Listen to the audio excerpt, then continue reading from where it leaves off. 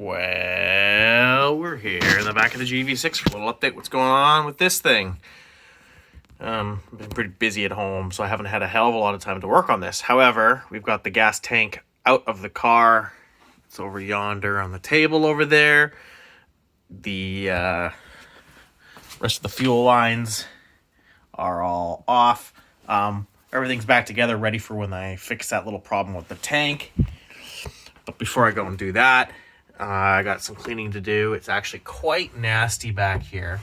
I probably didn't actually clean this. I might have been lazy and said to hell with it. So I'm going to get the vacuum out and with the little brushy thing and clean all the dust and shit out of here. You can see that I've got the little vapor thingy removed from the car, as well as the vent line that goes up to the front of the car. It's also disconnected. I think it goes, oh yeah, it goes in there. That's going to be a little bit tough to reconnect. But anyway, what I'm planning to do here is a very similar modification that I did to the Milano to make the make it easier for an average person to get the tank absolutely full. I can quickly show you once I go back up front there. But in addition to that, I'm going to renew all these rubber hoses and stuff that go to here and to here and to all this little vapor canister and all that crap. So we'll do some cleaning. We'll get that done. Let's have a walk up here and see what's going on. I've got the tank on my table. This is the little vapor thingy. I'll pop rivet that back in, actually in a couple minutes once I'm done cleaning. I've got a whole bunch of new hoses. And I've got some plastic tees, nylon tees, and some hose.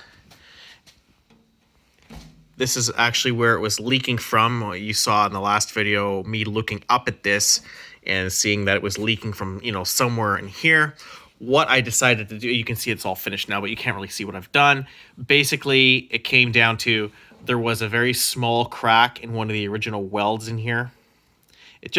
The welding wasn't very good on this tank, but because you can also feel on the backside, there's lots of, it was just kind of a mess in the welding department there. But anyways, it looked like there was just a small crack formed, probably from the impact gun cracking it. So in order for me to fix this without having to take this tank and make it into a state that it's no longer like considered hot, I decided to just use the JB Weld on it, because the other thing is you'd have to, air it out until there's no more liquid in there anymore. You'd then have to get rid of the vapor. You'd have to purge it with water. It's just a nightmare. So in order for me to not have to do all that shit, I decided on the JB Weld fix. So I sanded this very nicely with a wire wheel, as well as on the back side of here. I did the alcohol thing, got really, really clean, got the JB Weld mixed up. I did a fair, a good bead around the entire perimeter of that, on that bung.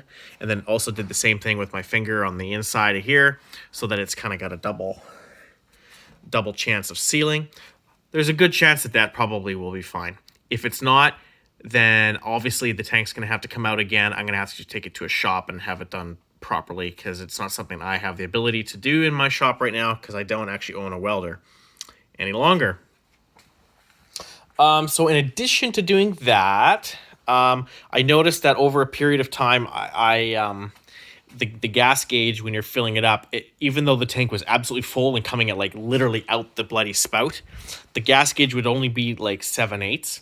And this was actually a problem on this car before when I did this gas tank, because obviously you can see that I've done, not that it will focus, you can see that I've done a sealing kit inside of this tank because it was extremely rusted. And I noticed that the fuel sender little floaty thing in here, focus on that please, there we go, the little sender little floaty thing got waterlogged, and as you can see, it's actually done that again. You can see there's a little bit of gas inside of there again. So the fix that I did on this, so when it becomes logged with, like, waterlogged with gas, obviously the float is not floating as high anymore. So essentially your gas reading, like your fuel reading on the gauge, is just overall lower throughout the range. My quick fix for that last time actually was I took a very, very, very fine syringe, and I sucked, like I got it so that, you know, the fuel was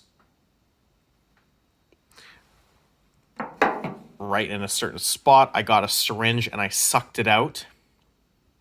Once I sucked out the gas from inside of here, I believe I took a soldering iron or maybe like a hot glue gun or something that got warm enough for it to just melt it enough that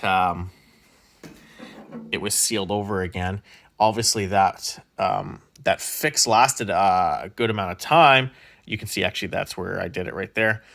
But obviously it's not 100% because over the last, you know, 10 or 8 years, or no, probably 10 years actually, it's got about that much gas in it. So we will actually this time pull that off. I'll suck the fluid out. I'll suck the gas out with the syringe again, and then I will come up with maybe a different way this time of sealing it. I'm not exactly sure what that'll be, but there's got to be some coating out there that is impervious to gasoline. We will see. Anyways, I will, once I get all these vapor teas and all that stuff all configured, I'll do another video of sort of how I route the vent line so that you're getting a better fill in the gas tank. Until then, see you later.